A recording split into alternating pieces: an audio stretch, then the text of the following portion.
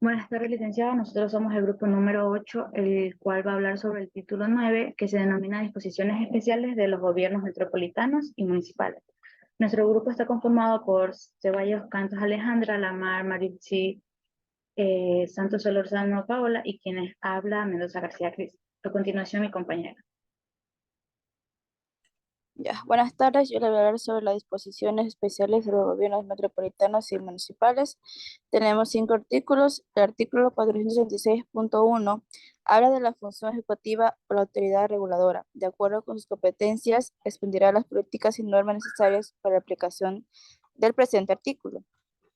En el artículo 170, este nos requiere que se entenderá por reestructuración de lotes un nuevo trazado de parcelaciones defectuosas que podrá imponerse obligatoriamente con alguno de estos fines. Primero, regularizar la configuración de los lotes. Segundo, distribuir equitativamente entre los propietarios los bienes y cargas de la ordenación urbana. En el artículo 434 es una aprobación de un proyecto de reestructuración de lotes, producir automáticamente la compresión de los lotes antiguos con los nuevos. En el artículo 439, en este caso, que los beneficiarios de la autorización de fraccionamiento y organización no procedieran conforme a lo previsto en el inciso anterior, en el término de 60 días, contados desde la entrega de tales documentos, lo hará la municipalidad.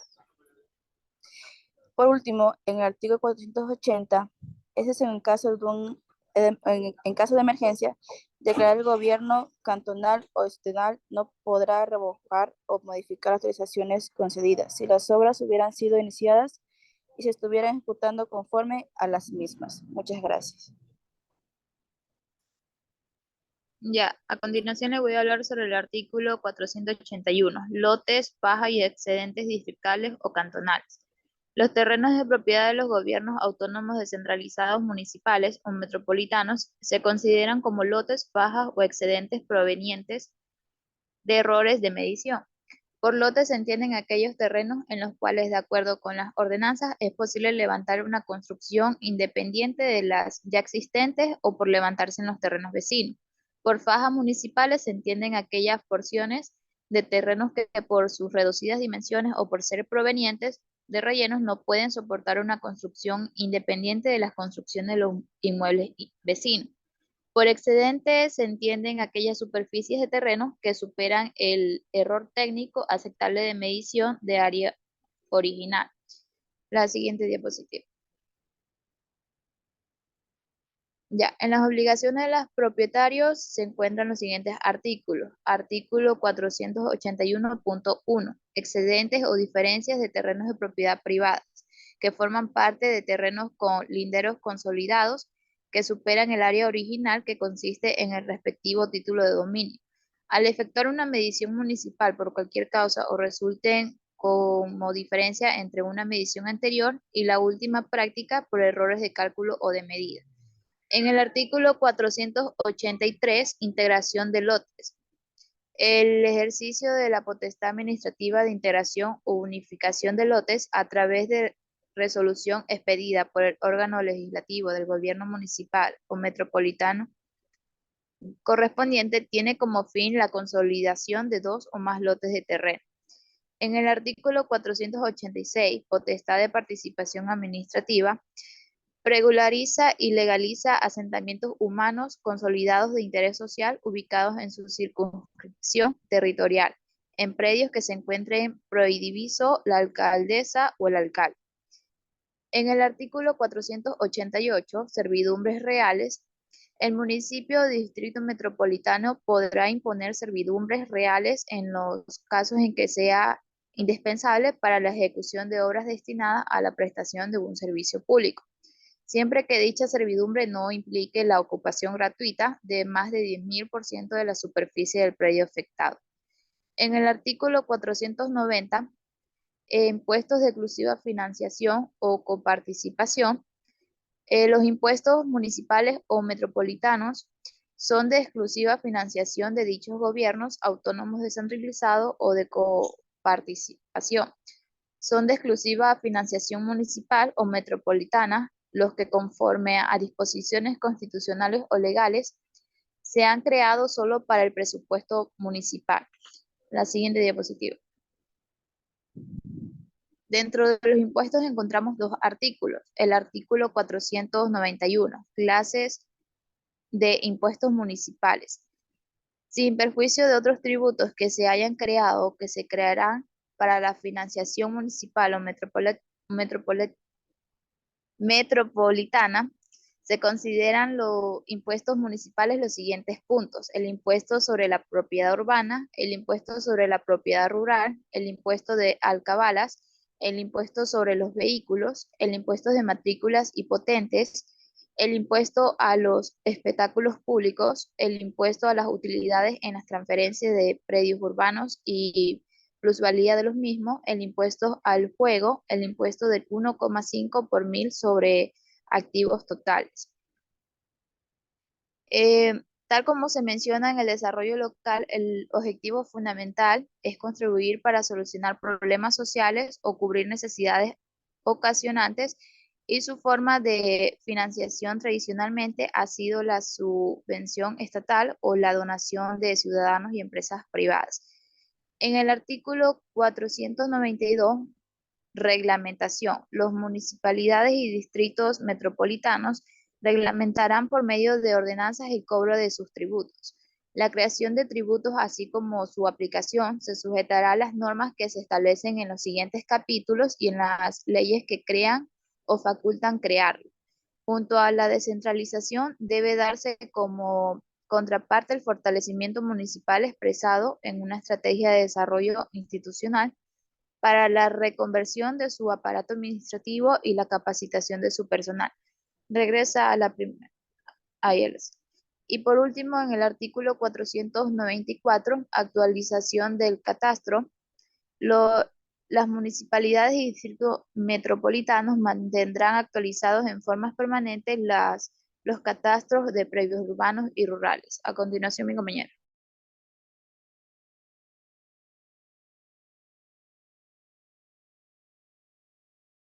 Nayeli, tienes apagado el micrófono. Perdón. Dentro de este capítulo también se encuentra el artículo 496, el cual se denomina actualización del avalúo y de catastro. Dentro de esto, pues se refiere a que los distritos metropolitanos y la municipalidad tienen la obligación de realizar actualizaciones generales de catastros y valoración de las propiedades tanto urbanas como rurales. Una vez que se haya realizado todo esto, se le da aviso por medio de la prensa a la ciudadanía para que los interesados puedan acercarse a la entidad o acceder de manera por medios digitales y obtener el conocimiento de la nueva valorización. Dentro del artículo 497, que habla de la actualización de los impuestos, pues se dice que una vez que se haya realizado dicha actualización de los avalúos, será revisado un monto de los impuestos prediales urbanos y rurales que regirán por el BENE. Esta revisión la hace el Consejo, el cual observa los principios básicos de igualdad, proporcionalidad, progresividad y generalidad. En el artículo 498, que se denomina estímulos tributarios, estos están con la finalidad de estimular el desarrollo del turismo, la construcción, la industria, el comercio u otras actividades productivas, como vienen siendo las culturales, las educativas, deportivas, de beneficencia, así como las que protegen y defienden al medio ambiente. Dichos estímulos son de carácter general. Esto quiere decir que serán aplicados en favor de todas las personas naturales o jurídicas. El artículo, perdón, dentro del artículo anterior que les estaba mencionado, todas estas actividades se realizan con el fin de incrementar el capital sobre el 30% en la misma. Ahora sí, el artículo 501 habla sobre el sujeto del impuesto. Estos se denominan dos sujetos, los pasivos y los activos. Los sujetos pasivos son los propietarios de predios ubicados dentro de los límites de las zonas urbanas y estos pagan un impuesto anual. En cambio, los sujetos activos, ellos viene siendo la municipalidad o o los distritos metropolitanos respectivos en la forma establecida por la ley. Ya, el artículo 502 también habla de la normativa de la determinación de la valoración de los predios. Los predios urbanos serán valorados mediante la aplicación de los elementos de valores del suelo, valor de las edificaciones y la valoración de la reposición, que estas están previstas en este código.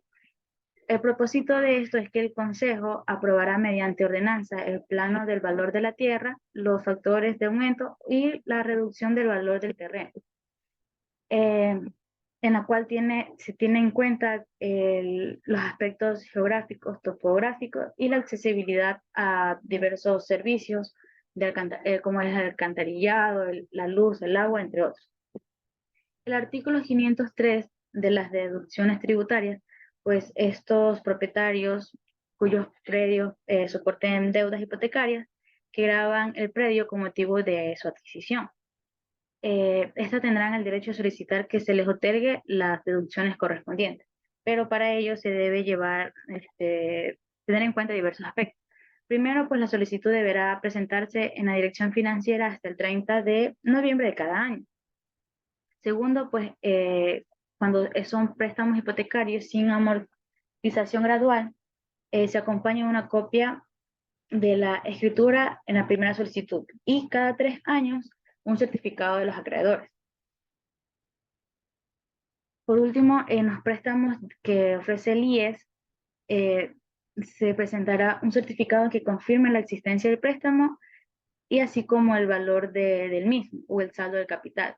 En los préstamos sin seguro, pero con amortización gradual, se indicará el plazo y se establecerá el saldo de capital y los certificados se vienen a estar actualizando cada 3 años. En el artículo 507, pues, denominado impuestos a los inmuebles no edificados, estos establecen un recargo anual del 2 por 1000%. Ya, esto se cobrará sobre el valor que agravará los inmuebles no edificados. Dentro de eso también existen diversas regularizaciones. Entre ellas está, primero, el recargo solo afectará a los inmuebles que están situados en zonas urbanizadas.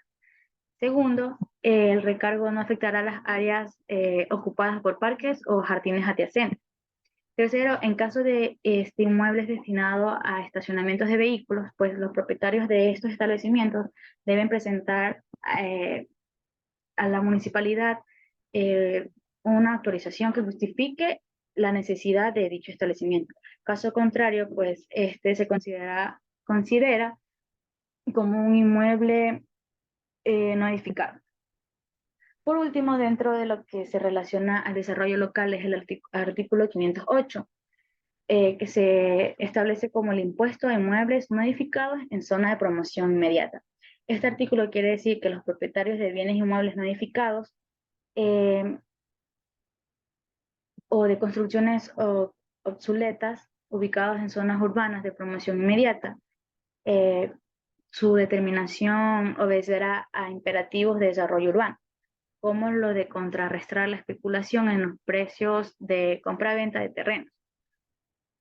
También dentro de esto se establece que el 1 por 1000% adicional que se cobrará sobre el avalúo imponible de los solares no edificados se da porque el impuesto se verá aplicar transcurrido un año de la declaración de la zona de promoción inmediata. Es por ende que para los contribuyentes el impuesto se aplicará transcurriendo un año después de la respectiva notificación. A continuación, compañero.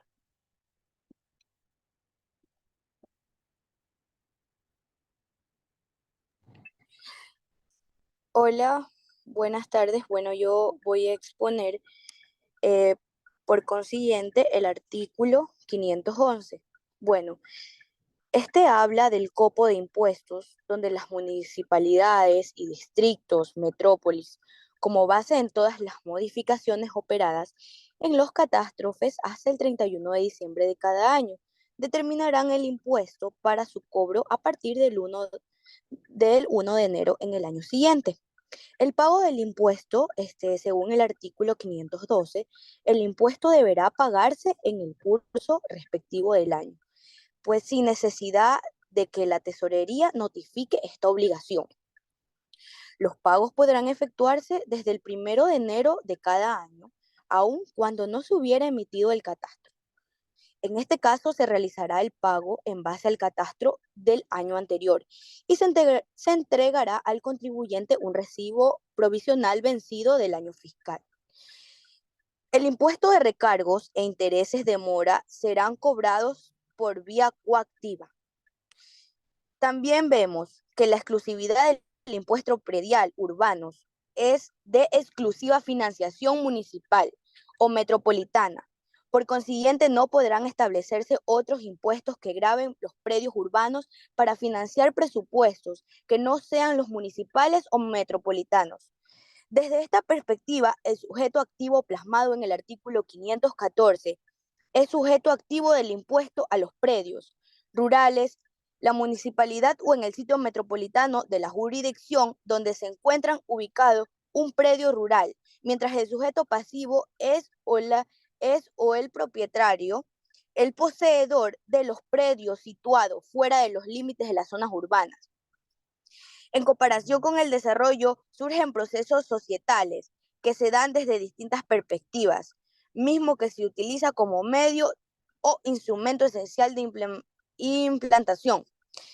También la descentralización política administrativa del Estado central, que tiene por estrategia medular el devolver los gobiernos intermediarios y a los locales, su localidad de gobiernos con autonomía sobre sus territorios y ámbitos de competencia, reconociéndoles la función de proveer también los servicios públicos y sociales, promover y auspiciar un modo de desarrollo local, con su respectivo aparato económico y productivo y de subsistemas de acción y de actores sociales.